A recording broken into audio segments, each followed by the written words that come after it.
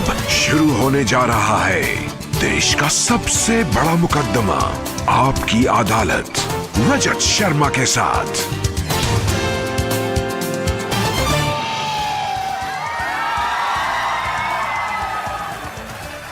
नमस्कार, आपकी अदालत में आपका स्वागत है।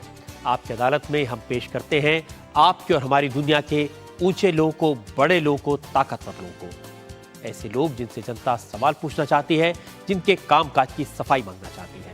पेश है आज का मुकदमा आपकी अदालत में।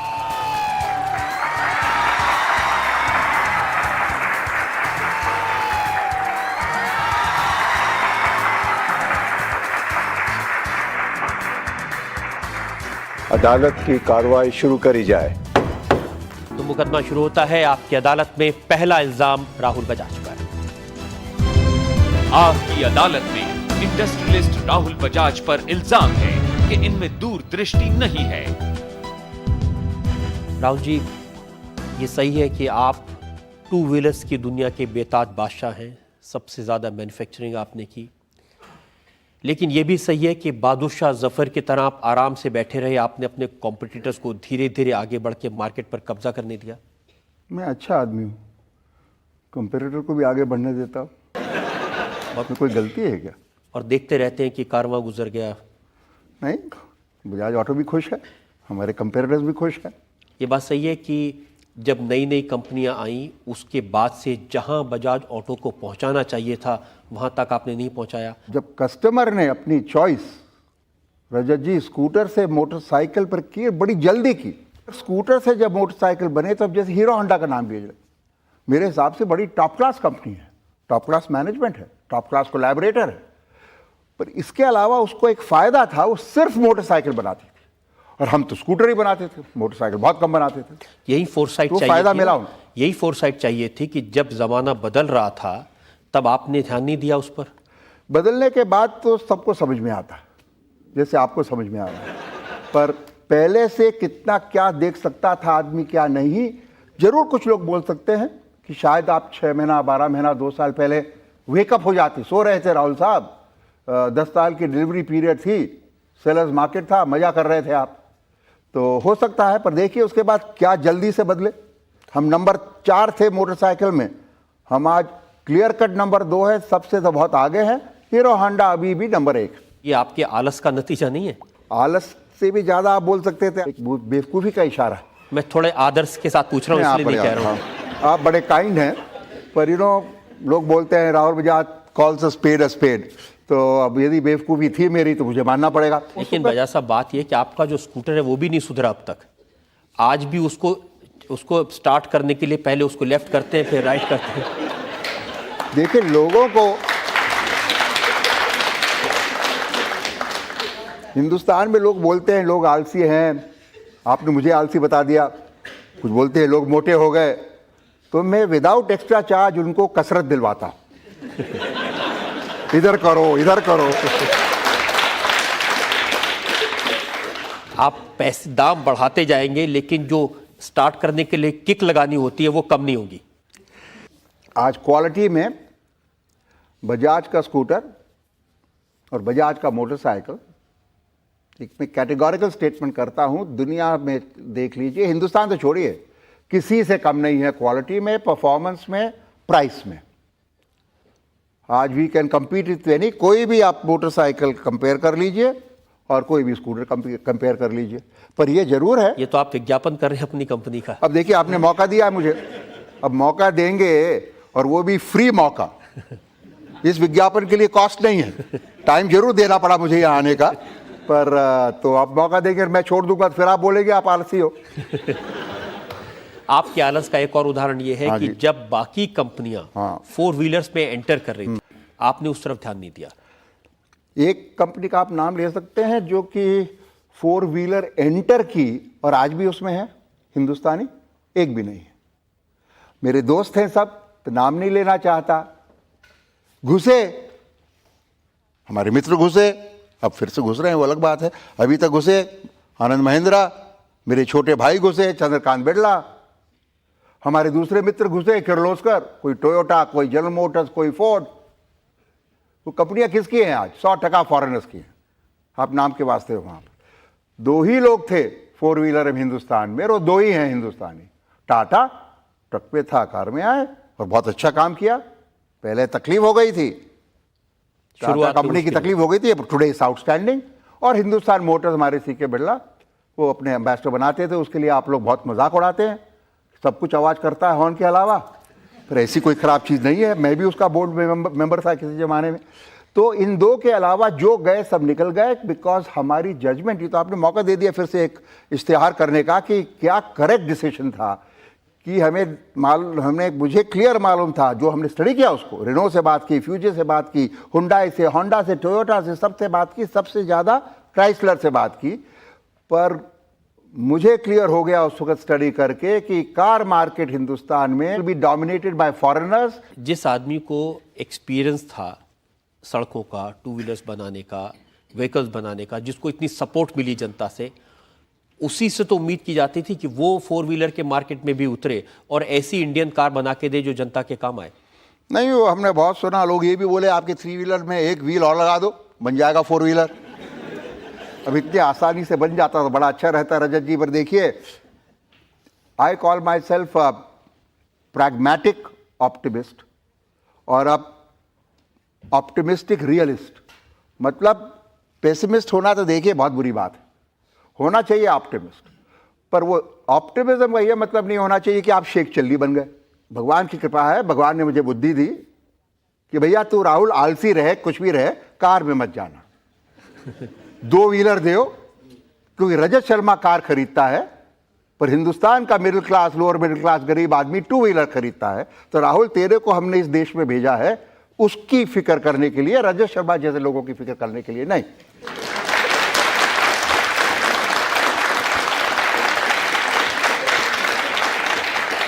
आपने कभी 2 व्हीलर चलाया है?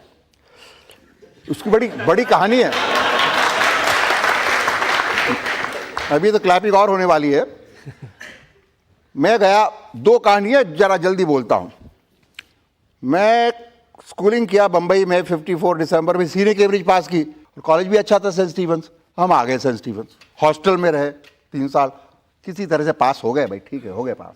BA ऑनर्स इकोनॉमिक्स कर ली। हमने सोचा था आराम से गाड़ी चलाएंगे, 3 साल बजाज स्कूटर चलाया, पर उसका नाम उस वक्त मानना पड़ेगा 55 to 58 की बात है, वेस्पा बोलते थे उसका नाम, तो हुआ ना बजाज 61 से। 3 साल चलाई जी। पिताजी बोले गाड़ी कौन सी, नो गाड़ी, पर वो तब भी थी, तब मजा आया। अब आ गए बंबई, 2 साल इलेक्ट्रिक बजाज इलेक्ट्रिकल में ट्रेनिंग की, लॉ भी कर लिया साथ में। अब हार्वर्ड बिजनेस स्कूल में मैं जो MBA करने गया 62 में, उसके पहले 2 साल हमारी स्टील कंपनी है मुकुंद करके, कुर्ला में हम रहते थे, साउथ बॉम्बे में। तो वहाँ वो हमारे से बड़े 15 किलोमीटर दूर है, 20 किलोमीटर दूर है। तो बोले ट्रेनिंग के लिए अब 2 साल वहाँ जाना है हमें। ठीक है, बहुत अच्छा। अरे तब तक तो मैं 22 साल का हो गया था। तो जाना शुरू करने वाला था 4 दिन पहले, तो पिताजी बोले गाड़ी नहीं। गाड़ी नहीं मतलब ट्रेनिंग के लिए जा रहे हो? ठीक है, 3 साल चलाइए स्कूटर, स्कूटर में जाएंगे। माँ ने बोला स्कूटर नहीं, बहुत रिस्की है, मतलब बस में जाने की बात। मैंने बोला बस में नहीं। तो पिता बोले कार नहीं, माँ बोली स्कूटर नहीं, मैं बोला बस नहीं। तो करीब हालत ये आ गई थी, ट्रेनिंग ही नहीं होने वाली थी। फिर मैं यार आता ही नहीं। तो मैं माँ के पास गया, माँ को बोला हम 2 व्हीलर बनाने वाले हैं माँ, अब तू बोलेगी रिस्की है, चाहे रिस्की हो या नहीं हो, पर बोलना तो नहीं चाहिए ना। तो स्कूटर पे 2 साल ट्रेनिंग के लिए गया। 3 साल दिल्ली में सेंट स्टीफन से कनॉट प्लेस में कभी कभी कुछ मस्ती करने भी आता था, और 2 साल वहां कुर्ला में 5 साल चलाई है जी स्कूटर। आपने कितने साल चलाई है? मैंने सोचा था कि आप अदालत में स्कूटर पर आएंगे। ओ ये बात है। हाँ, अगर आप आते स्कूटर पे तो स्कूटर को पब्लिसिटी थोड़ी और मिलती। और ये भी बात ठीक है, राहुल बजाज बैठा है, पब्लिसिटी मिलती या नेगेटिव पब्लिसिटी होती, किसको मालूम क्या होता है। आपकी अदालत में आज हम मुकदमा चला रहे हैं जाने माने उद्योगपति राहुल बजाज पर। जनता का मुकदमा जारी रहेगा एक ब्रेक के बाद। आपकी अदालत में Sunny Deol on viewers demand.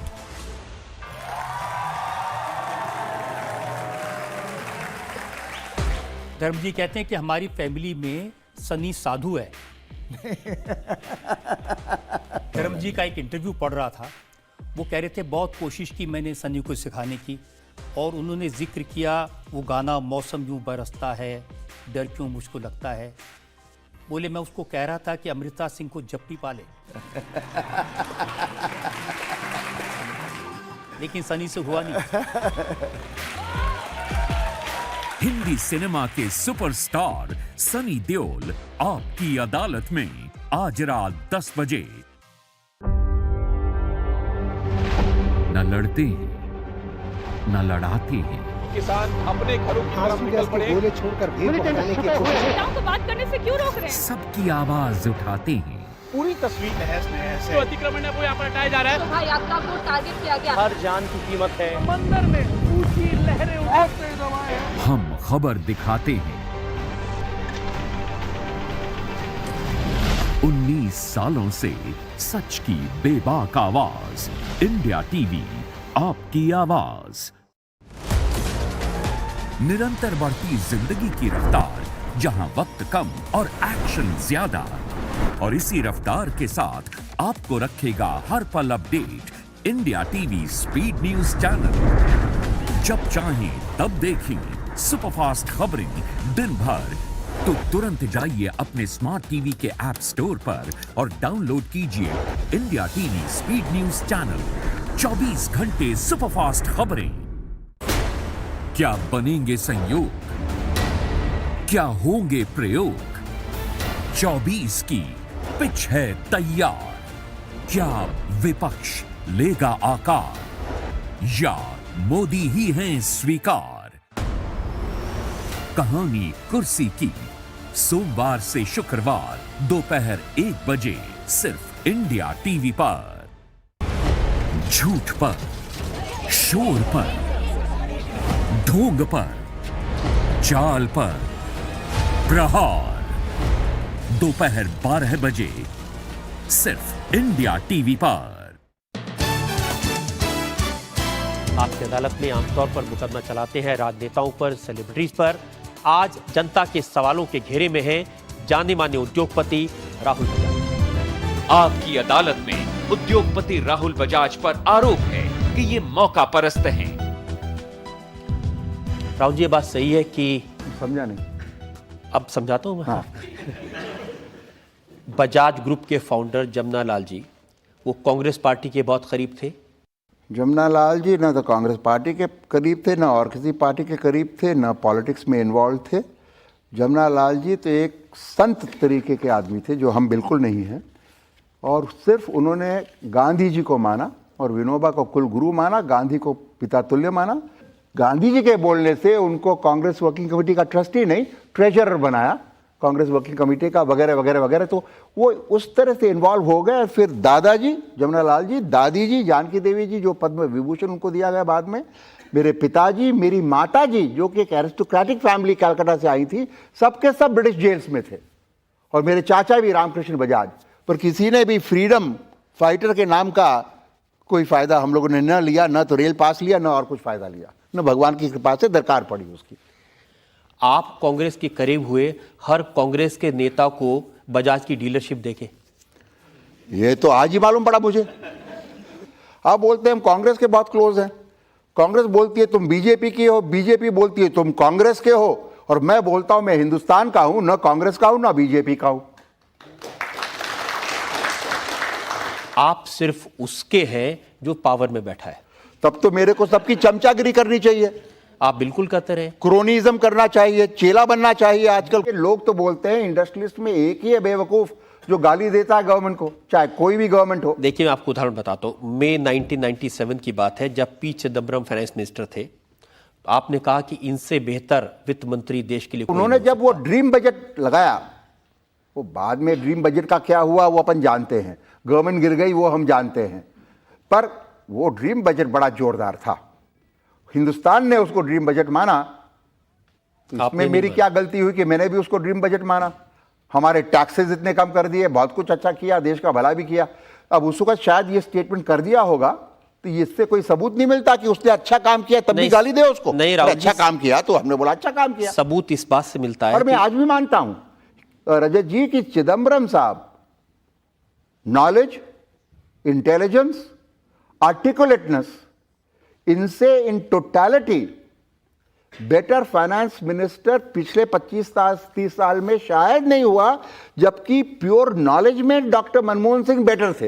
ये तो आप इसलिए कह रहे हैं कि एक वित्त मंत्री है, एक प्राइम मिनिस्टर है। अब वो सूट करता है मेरे को, मैं क्या करूं। कल बीजेपी वापस आ जाएगी गवर्नमेंट में। यशवंत सिन्हा को तो पार्लियामेंट में मनीशंकर अय्यर जो आज मिनिस्टर है, उन्होंने पार्लियामेंट में कहा था यशवंत सिन्हा के लिए, ये तो राहुल बजाज का फाइनेंस मिनिस्टर है, बीजेपी का नहीं है। आप यशवंत सिन्हा से पूछ लीजिए। उनसे क्यों पूछूं, मैं आपके बयान आपको याद दिलाता हूं। जब बीजेपी पावर में आई थी, तो मतलब आप बीजेपी का बन गया। मैं देखिए अक्टूबर नहीं, जो पावर में आता है उसके बनते हैं आप। अच्छा, ये बात है, ये आइडिया अच्छी है। अक्टूबर 1990 में आपने कहा कि अक्टूबर 1999 अच्छा, आपने कहा कि अटल बिहारी वाजपेयी प्रधानमंत्री बने हैं, इससे अच्छी बात देश के लिए कोई हो ही नहीं सकती। नहीं, मैंने ऐसा कुछ बोला नहीं। मैं इन चीज़ों में कभी मानता नहीं कि India is Indira, Indira is India, Barua साहब बोलते थे, ये सब नहीं। पर आज भी मैं कहता हूं, जब आज तो वो प्रधानमंत्री नहीं है ना रजत जी, कि वाजपेयी जी एक हमारे बड़े आउटस्टैंडिंग प्रधानमंत्री रहे हैं। I am very happy, I am very proud. पर इनसे बेटर कोई हो ही नहीं सकता, और ये है वो है, हमने ये किसी के लिए नहीं कहा। किसी कॉन्टेक्स्ट में आप लोग हमसे बहुत कुछ कहला लेते हैं जर्नलिस्ट लोग, तो अब कुछ कहलवा लिया होगा तो मुझे मालूम नहीं। इलेक्शन होने से पहले आपने कहा था ये जो फील गुड की बात बीजेपी कर रही है, बात सही बात कर रही है, वाकई में देश में फील गुड है। बहुत चीज़ों में बीजेपी की पॉलिसी बड़ी अच्छी थी। बहुत चीज़ों में वो कह सकते थे इंडिया शाइनिंग। जैसे अडवाणी जी ने जब रथ यात्रा की तो उसको भारत उदय कहा, जिसका मतलब नहीं है इंडिया शाइनिंग, उसका मतलब है इंडिया राइजिंग। कम्युनिकेशन में उनकी बहुत गलती हुई। 15 फरवरी 2004 को, अरे मैंने अभी क्रिटिसाइज किया बजट को, आपने नहीं सुना पिछले 3 दिन में? पहले पुरानी बात तो पुरानी बात है, नई बातें नहीं। हमने सोचा आगे की सोचे, ये फ्यूचर की सोचे, ये हिस्ट्री पे क्यों जाते हैं। बीबीसी रेडियो के हिंदी कार्यक्रम में भाग लेते हुए राहुल बजाज ने श्रोताओं के सवालों के जवाब दिए। उन्होंने कहा, मेरा मानना है कि फील गुड माहौल की जो बात कही जा रही है वो सही है और उसे जारी रहना चाहिए। आज भी मैं रिपीट करूंगा उसको, उस समय के लिए इंडस्ट्री में बड़ा जोरदार फील गुड फैक्टर था, बहुत जोरदार फील गुड फैक्टर था। पर इंडस्ट्री के पास वोट कितने हैं? इंडस्ट्री के पास तो वोट नहीं है कोई। पर जब पॉलिटिशियंस को, इतनी बड़ी पॉलिटिकल पार्टीज को, बीजेपी को मालूम नहीं पड़ा, तो हमें कहां मालूम पड़ता कि भाई गांवों में क्या हो रहा है। जब आप कांग्रेस सत्ता में होती है तो उसकी तारीफ करते हैं, बीजेपी सत्ता में होती है उसकी तारीफ करते हैं। जब रजत साहब के सामने खड़ा होता हूं तो रजत शर्मा की तारीफ करता हूं, ये बात। लेकिन मैं तो आपको गाली देना चाहिए क्या सबको? नहीं, कांग्रेस जब सत्ता में होती है, जब राजीव गांधी प्रधानमंत्री होते हैं, वो आपको इंडियन एलायंस का चेयरमैन बना देते हैं। ये उनकी गलती थी कि मेरी गलती थी? और जब बीजेपी सत्ता में होती है वो आपको पद्म भूषण देती है। इसका यह मतलब है, मैंने तो सोचा ही नहीं था अभी तक। जनता को सोचना चाहिए कि कटघरे में क्यों रख दिया मुझे। मैं तो बहुत ही कोई ग्रेट आदमी होऊंगा। सब पॉलिटिकल पार्टीज मेरे को बड़प्पन दे कर रही है, कोई पद्म भूषण दे रहा है, कोई इंडियन एलायंस का चेयरमैन बना रहा है। मुझे तो सोचा ही नहीं था मैंने कि मेरे में इतनी अकल है। अगर विनम्रता छोड़ दूं तो कहूं कि जो सत्ता में होते हैं उसकी चमचागिरी करते हैं, इसलिए मिलता है। तो कितने लोगों को इस तरह से मिली पद्म भूषण, और कितने लोगों को चेयरमैन बना इंडियन एयरलाइंस इस तरीके से। चापलूसी जो करते हैं एकदम गलत बात है। मुझे उससे बहुत नाराजगी है, बहुत घृणा है। आप जब जिस समय एनडीए की सरकार थी, आपने कहा कि यशवंत सिन्हा, जसवंत सिंह, इनसे बेहतर इकोनॉमी देखने वाले। मैंने कभी नहीं कहा कि अच्छा काम कर रहे हैं, कहा होगा इनसे बेटर इकोनॉमी देने वाले नहीं है। मुझे याद नहीं कि चलिए ये तारीफ की कि अच्छा काम करने वाले हैं। जरूर। मेरा ये भी आज मानना है, आज कह रहा हूं जबकि कांग्रेस पार्टी पार में है, कि खासकर यशवंत सिन्हा, बिकॉज जसवंत सिंह जी तो फाइनेंस मिनिस्टर शायद साल भर ही रहे, पर Yashwant Sinha was a very underrated finance minister, और उन्होंने अच्छा काम किया। एक बजट, मैं पब्लिकली आज पहली बार कह रहा हूं, एक बजट जो उन्होंने, वो भी बजट खराब नहीं था, पर 2-1 चीजें उसमें ऐसी गलती डाल दी थी, इंक्लूडिंग राइट और wrong dividend tax removal, dividend tax reimposition. दूसरे दिन मैंने उनको फोन करके 40 मिनट बात की पूना से दिल्ली, कि आपकी कुर्सी हिल गई है, और वही हुआ कुछ दिनों बाद। जब कांग्रेस की सरकार बन गई, जब आपको लगा कि अब जी हाँ, जब सोनिया गांधी अब पूरी तरह कमांड में है, तब आपने ये कहना शुरू कर दिया कि सोनिया गांधी बहुत मैच्योर है। पहले आपको पहले कभी नहीं कहा मैंने ऐसा, पहले आपको नजर नहीं आती थी। देखा ही नहीं था मैंने। हाइट में छोटी होंगी, मैं लंबा हूं, ऊपर से नजर निकल जाती है। She is a very different person than she was before. सत्ता में आती वो बदल गई। 100% करेक्ट स्टेटमेंट कहा, यही करीब करीब आज भी रिपीट करूंगा। इमरजेंसी में कितने इंडस्ट्रियलिस्ट थे जिन्होंने ओपनली अपोज किया इमरजेंसी को? मैं तो छोटा आदमी था तब, अपोज किया, उसके कारण रेड हुआ, हरदम बोलता गया। उसके बाद वही कहा है मैंने, उनकी मदर इन लॉ ने किया था इमरजेंसी, तब भी मैंने कहा कि इमरजेंसी के अगेंस्ट था। और हाँ, सोनिया गांधी के अगेंस्ट मैंने कभी कुछ बोला ही नहीं था, बोलने की दरकार नहीं थी। वो मेरे दोस्त कहते थे। कौन? एक मेरे दोस्त है, उनका नाम है शरद पवार। वो कुछ फॉरेन बोलते थे उनको, वो बोलते थे, वो मेरे दोस्त है, पर हमने कभी कहा नहीं था। और ये भी मैं कहता हूं, और आज फिर से कहता हूं, अब ये फिर बोलेंगे चमचागिरी है, पर क्या सच नहीं बोलूं क्या कि पिछले 10 साल में जो थोड़ा बहुत मैं देख रहा हूं, 10 साल बोलिए, 8 साल बोलिए, सोनिया जी को बहुत मैच्योरिटी आई है, बहुत नॉलेज आई है, हिंदुस्तान के बारे में आई है। पर मैंने ये नहीं कहा और आज भी नहीं कह रहा हूं कि उनसे ज्यादा समझदार हिंदुस्तान में कोई आदमी नहीं है। पावरफुल जरूर हैं, पावरफुल तो जरूर हैं आज सबसे ज्यादा। इसीलिए आपको कहना पड़ रहा है कि मैच्योर हो गई हैं। इसीलिए क्या करना पड़ रहा है, इसलिए उसके बाद भी मैं कह रहा हूं कि सबसे ज्यादा समझदार नहीं है। बड़ा डेंजरस स्टेटमेंट कर दिया मैंने आपके हिसाब से। तो नहीं, बिल्कुल डेंजरस अब तो हिंदुस्तान में रहना ही नहीं मिलेगा मेरे को। इतना तो वो भी समझते। लेकिन पिछले 10 साल में क्या सोनिया गांधी बदली है कि आपका परसेप्शन बदला है? देखिए, क्योंकि वो बदली इसलिए मेरा परसेप्शन बदला है। शरद पवार भी इनको विदेशी करार देते रहे हैं। हाँ, तो शरद पवार को बुलाइए यहाँ पर, पूछिए। आपके ऊपर बहुत असर है शरद पवार का। मेरे ऊपर उनका असर है या उनके ऊपर मेरा असर है, ये तो आप डिसाइड करिए। सर, मैंने अभी आपने राहुल साहब पे इल्ज़ाम लगाया कि that he is an opportunist, but being a businessman you have to be opportunist. आप अगर मौका जो आएगा उसको गवा देंगे तो आप बिजनेस तो कर ही नहीं सकते।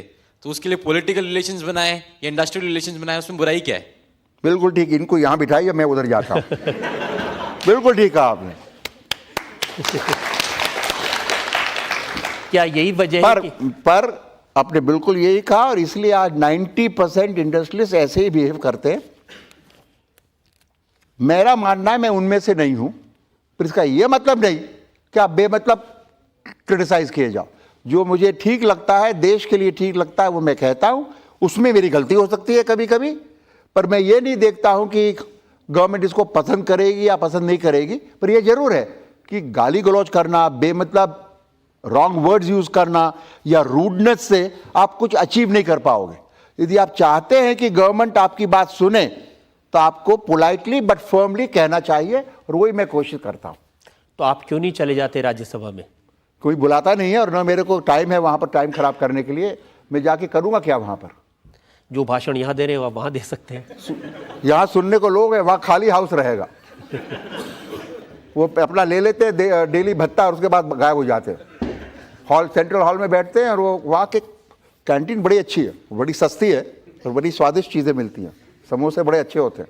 क्योंकि जितने आपके दोस्त हैं राजनीति में, उसको देखते हुए लगता है कि आपकी असली जगह वहीं पर है। प्राइवेट लाइफ है अपनी। आप जैसे ही पॉलिटिकल लाइफ में आओगे, कोई भी कुछ बोल सकता है। सुबह 8 बजे से आपके घर में आ सकता है। आज तो मैं 10 बजे तक सोऊं तो मेरे को कोई पूछने वाला नहीं है। नहीं जी, ये धंधा नहीं करने का पब्लिक लाइफ में, और अभी इस उम्र में थोड़ी करना है। राहुल जी, अब ये बता दीजिए कि जब बच्चे काम संभाल लेंगे, आप सिर्फ चेयरमैन रह जाएंगे, तो खाली वक्त में क्या करेंगे?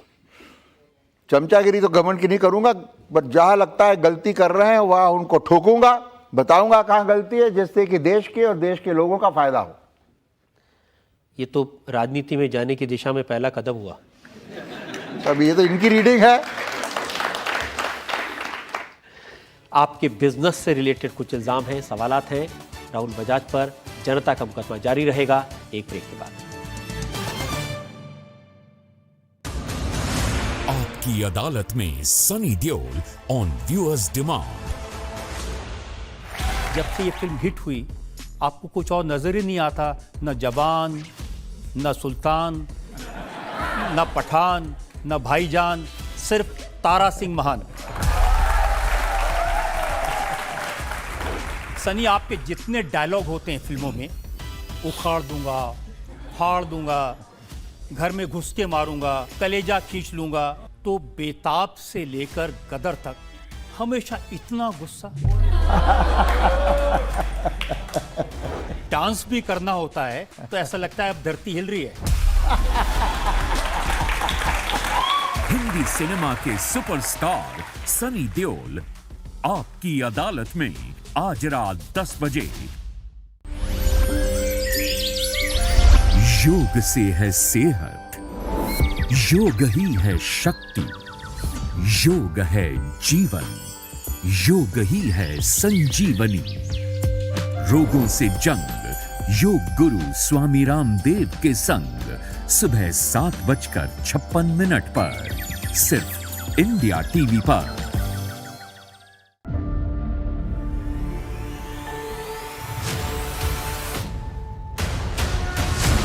राजधर्म सोमवार से शुक्रवार दोपहर 3 बजे सिर्फ इंडिया टीवी पर।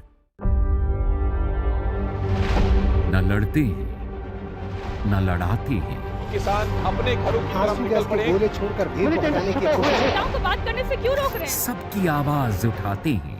पूरी तस्वीर तहस नहस है। जो अतिक्रमण है वो यहाँ पर हटाया जा रहा है। शोभा यात्रा को टारगेट किया गया। हर जान की कीमत है। मंदिर में ऊंची लहरें उठते हुए हम खबर दिखाते हैं।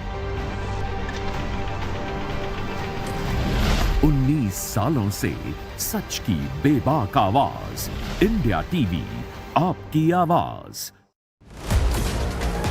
निरंतर बढ़ती जिंदगी की रफ्तार, जहां वक्त कम और एक्शन ज्यादा, और इसी रफ्तार के साथ आपको रखेगा हर पल update India TV speed news channel. जब चाहें तब देखें सुपरफास्ट खबरें दिन भर, तो तुरंत जाइए अपने स्मार्ट टीवी के ऐप स्टोर पर और डाउनलोड कीजिए India TV speed news channel. 24 घंटे सुपरफास्ट खबरें। आज इल्जामात और सवालात के घेरे में हैं राहुल बजाज, जाने माने इंडस्ट्रियलिस्ट। आपकी अदालत में इंडस्ट्रियलिस्ट राहुल बजाज पर आरोप है कि ये जरूरत से ज्यादा बोलते हैं। आई प्लीड गिल्टी। और जब बोलते हैं तो कुछ ना कुछ गलत बोलते हैं। आई प्लीड इनोसेंट। आपको उदाहरण बताता हूँ, 6 फरवरी 2003 का CII की मीटिंग थी। गुजरात के मुख्यमंत्री नरेंद्र मोदी बैठे थे और आपने उनके घाव पर नमक छिड़कने का काम किया। घाव पर नमक छिड़कने का काम तो मेरे हिसाब से नहीं किया। जो ठीक लगा वो कहा, उससे वो बहुत नाराज हो गए। और फिर डर के आपने माफी मांग ली। एकदम गलत। जिंदगी में जब मैंने गलती नहीं की तब कभी माफ़ी नहीं मांगी, जब गलती की हरदम माफ़ी मांगी।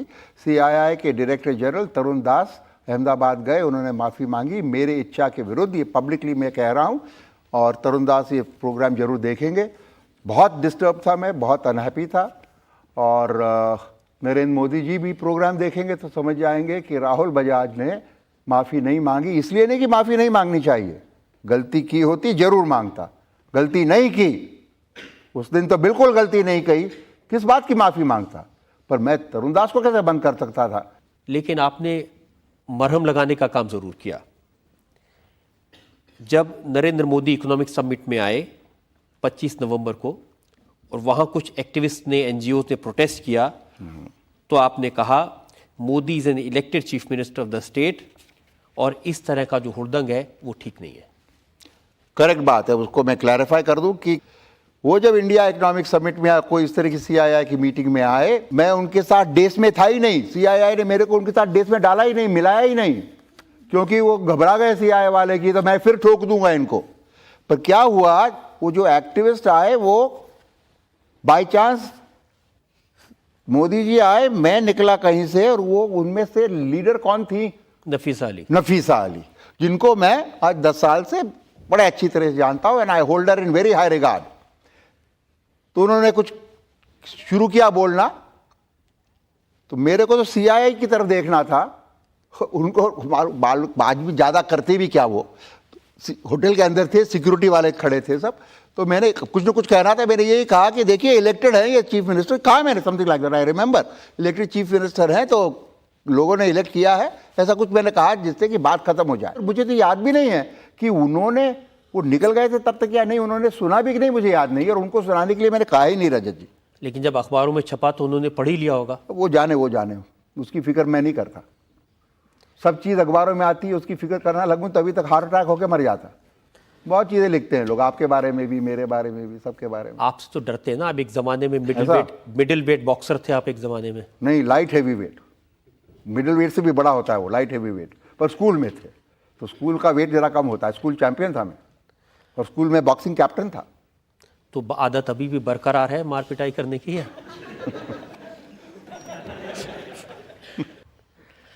और चूंकि इस इल्ज़ाम में आप मान चुके हैं कि आप ज़रूरत से ज़्यादा बोलते हैं तो मैं ज़्यादा इंसिस्ट भी नहीं बस ये करूंगा। तो मानना पड़ेगा। मेरे फैमिली भी बोलती है, वाइफ भी बोलती है, सब लोग बोलते हैं मेरे को, अब क्या करूं। पर वो जो आपने दूसरा स्टेटमेंट किया वो मैंने एडमिट नहीं किया ना। मुझे लगता है कि बड़ी समझदारी से बात करता मेरे को बोलना पड़ेगा। ये बोलेंगे गलत बात करते हो तो क्या क्या बोलूं। ये बात सही है कि जब बोर्ड की मीटिंग होती है तो फिर किसी को बोलने नहीं देते आप? किस बोर्ड मेंबर ने ऐसा कहा आपको? हाँ, आप उसे निकाल देंगे? बिल्कुल। नहीं, देखिए बोर्ड मीटिंग में बोलता हूँ काफ़ी, पर हाँ आजकल कम कर दिया बोलना। बच्चे लोगों को लगाता हूँ बोलने को। पर ये बात जरूर थी, बात करेक्ट। बोर्ड में चेयरमैन और मैनेजिंग चेयरमैन भी हो, मैनेजिंग डायरेक्टर भी हो। चेयरमैन मैनेजिंग डायरेक्टर नहीं बोलेगा तो कैसे बात चलेगी? बोर्ड तो चलाना है ना। और अब 1 अप्रैल से मैं मैनेजिंग डायरेक्टर नहीं रहूँगा।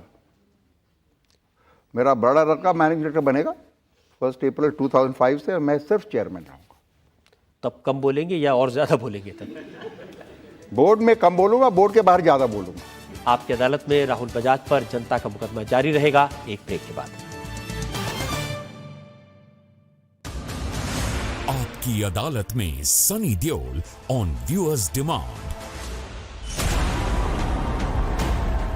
ये 2.5 किलो का हाथ जब उठता है ना तो आदमी उठता नहीं, उठ जाता है। हिंदुस्तान हिंदुस्तान जिंदाबाद था, जिंदाबाद है और जिंदाबाद रहेगा। हिंदी सिनेमा के सुपरस्टार सनी देओल आपकी अदालत में आज रात 10 बजे। क्या बनेंगे संयोग, क्या होंगे प्रयोग? 24 की पिच है तैयार। क्या विपक्ष लेगा आकार या मोदी ही हैं स्वीकार? कहानी कुर्सी की, सोमवार से शुक्रवार दोपहर 1 बजे सिर्फ इंडिया टीवी पर।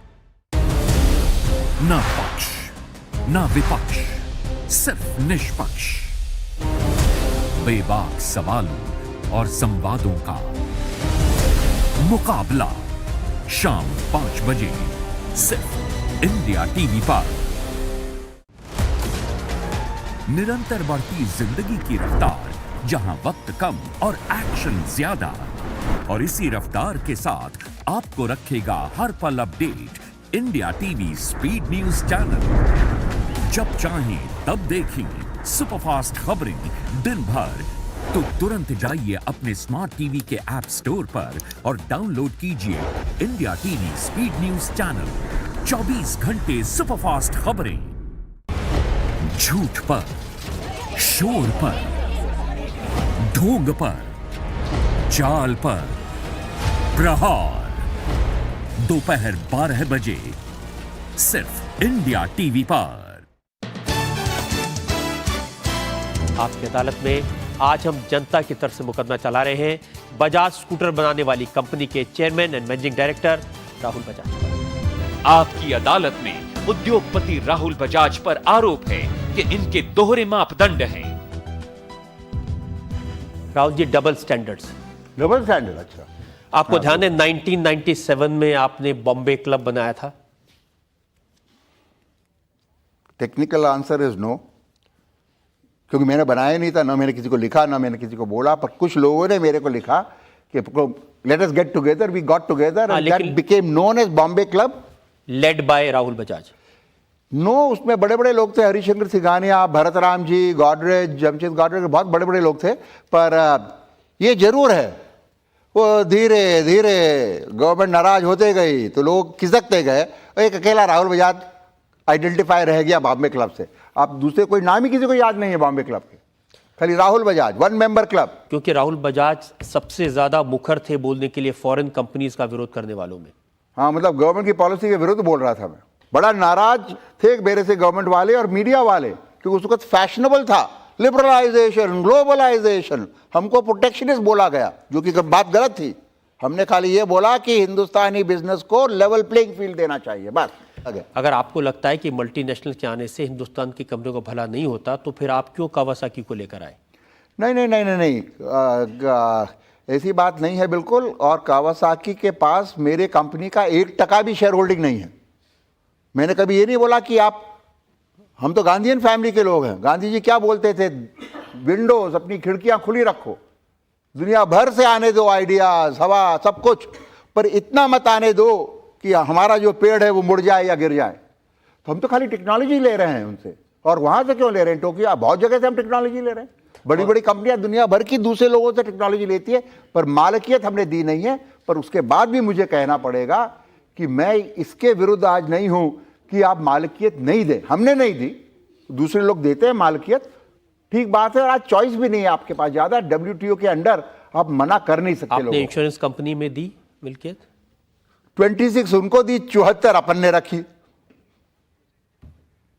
लेकिन 26 भी नहीं दे। अभी तो आप कह रहे थे कि हमने कभी दी नहीं। बजाज ऑटो की बात कर रहे थे। अब आप आलियांस के बारे में पूछिए, इंश्योरेंस बिजनेस के बारे में पूछिए, तो उसमें इंश्योरेंस के हमें कुछ समझ में नहीं आता है, एक बात। सेकंड, आलियांस दुनिया की टॉप 3 कंपनीज में इंश्योरेंस में है। तीसरी बात, गवर्नमेंट ने लिबरलाइज किया, अलाउ किया फॉरेनर्स को आने को, ये कहा कि 26% ले सकते हो, हमने किया। आज क्या मानते हैं आप, क्या मल्टीनेशनल्स को भारत में आकर के इंडियन कंपनीज में इन्वेस्ट करने की इजाजत दी जानी चाहिए या नहीं दी जानी चाहिए? मेरा मानना है कि सब चीज में नहीं आना चाहिए। कोई बोलते हैं म्युनिसिपल कॉर्पोरेशन भी कर देना चाहिए, इंग्लैंड में किया है। मेरा मानना है अभी हिंदुस्तान इसके लिए तैयार नहीं है, क्योंकि दूसरी इतनी इंडस्ट्रीज हैं। पब्लिक सेक्टर में 200 कंपनियां हैं, इनको करिए प्राइवेटाइज, इसमें फॉरेनर को आने दीजिए।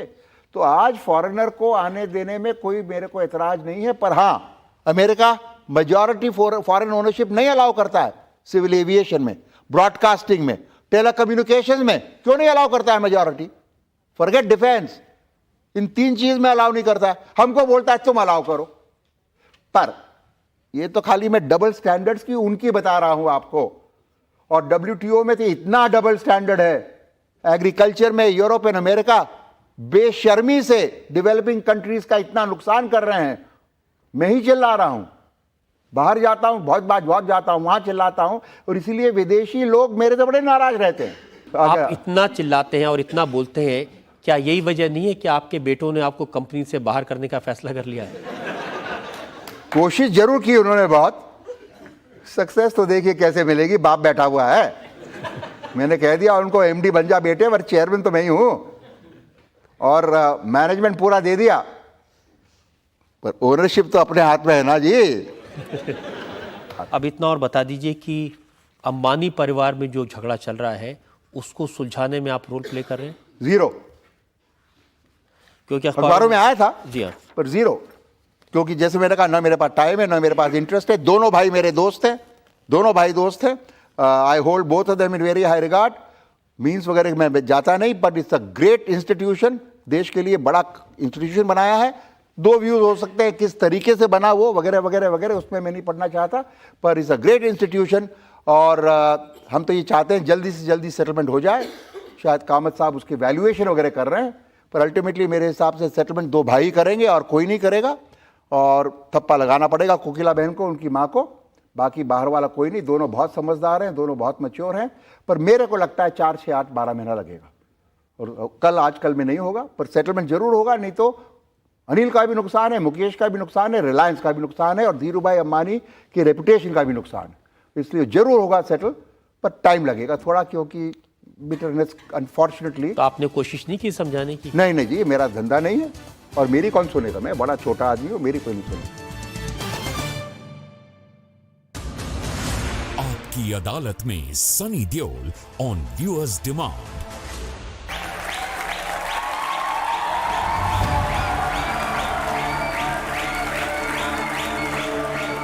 सनी, आपकी आंखों में आंसू दिख रहे हैं।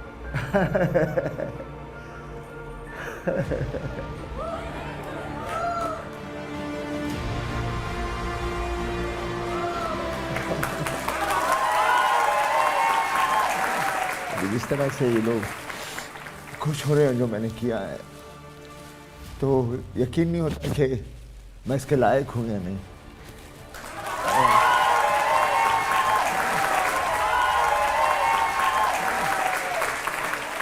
हिंदी सिनेमा के सुपरस्टार सनी देओल आपकी अदालत में आज रात 10 बजे।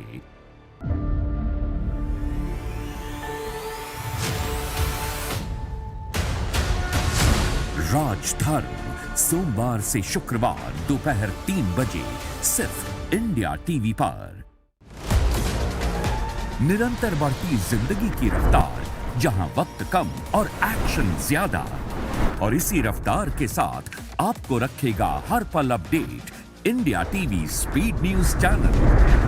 जब चाहें तब देखें सुपरफास्ट खबरें दिन भर, तो तुरंत जाइए अपने स्मार्ट टीवी के ऐप स्टोर पर और डाउनलोड कीजिए India TV speed news channel. 24 घंटे सुपरफास्ट खबरें। योग से है सेहत, योग ही है शक्ति, योग है जीवन, योग ही है संजीवनी। रोगों से जंग योग गुरु स्वामी रामदेव के संग सुबह 7:56 पर सिर्फ इंडिया टीवी पर। न लड़ते हैं, न लड़ाते हैं। किसान अपने घरों की तरफ आंसू निकल गैस के पड़े। गोले छोड़कर भेद पहुंचाने की कोशिश। महिलाओं को बात करने से क्यों रोक रहे हैं? सबकी आवाज उठाते हैं। पूरी तस्वीर तहस नहस है। जो अतिक्रमण है वो यहाँ पर हटाया जा रहा है। तो भाई आपका को टारगेट किया गया। हर जान की कीमत है। समंदर में ऊंची लहरें उठते दबाए हैं। हम खबर दिखाते हैं। 19 सालों से सच की बेबाक आवाज, इंडिया टीवी आपकी आवाज। ये थे हमारे इल्जामात राहुल बजाज पर, उनकी सफाई। वक्त है आज के जज आरसी भार्गव के फैसले का। मैं समझता हूँ कि बजाज साहब ने जो वकालत पढ़ी थी उसका ये पूरा इस्तेमाल किया आज, और अपनी सफाई बहुत ही काबिलियत से पेश करी। तो आपके ख़िलाफ़ सिर्फ एक ही चार्ज रहता है कि आप बोलते ज़्यादा हैं, और उसके लिए फिर आपकी सज़ा मेरे समझ में यही होनी चाहिए, और मैं समझता हूँ जनता मानेगी कि आगे अब आपको कोई कामकाज तो रहेगा नहीं कंपनी में, तो इसलिए आपको सज़ा यही रहेगी कि आप रोज़ जाके कहीं भाषण दिया करेंगे, और भाषण देने का आपका अगले साल तक रोज़ आप अपना रिकॉर्ड रखेंगे कि 365 भाषण आपके साल में होने चाहिए। बस इसी सज़ा के साथ मैं इस अदालत का काम ख़त्म करता हूँ। आज का मुकदमा यही खत्म करते हैं। अगले सप्ताह फिर मिलेंगे एक नई पर्सनैलिटी के साथ। तब तक के लिए नमस्कार।